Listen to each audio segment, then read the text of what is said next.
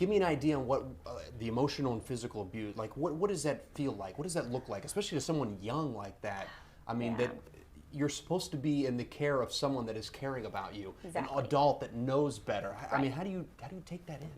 Well, it's heavy because if you speak up, you're a sign of weakness. Like, you're not allowed to say anything. You speak up and you try to tell your coach, hey, I'm hurting. No, you're supposed to deal with the pain and push through the pain. And I collapsed in the gym, when I was injured. And my coach would grab me by my neck and just kind of shove me to the phone, go call your parents.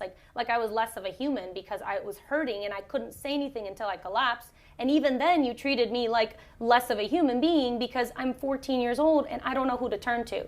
You're not believing me. So who do I go to? It's before the Olympic Games, Do I keep going? Obviously, this is my dream. I'm not going to stop now because I was so mentally trained to be so tough. Yeah. And it helps me today to have gone through those 10 years of being, thrown those arrows and stones and everything. It helped me, but I'm human too. It hurts, it hurts. And at that time when you're so young, it hurts your self-esteem.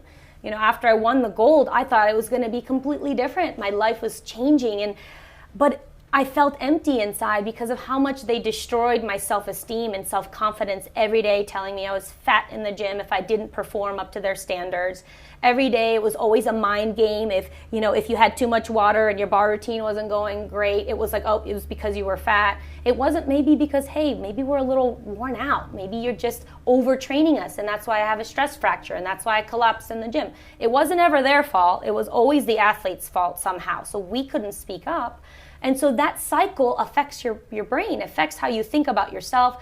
You're going into the gym terrified, and on top of it, I had another layer of an emotionally abusive tactic where my coach, Bela, would threaten me to call my father so he could enforce physical punishment on me if I didn't perform. So every time I was scared walking in the gym, the kids walk in here, they're dancing, they're having fun. So the big difference in the way I teach them, they're like, we would never be able to dance and I could never show my personality at my old gym.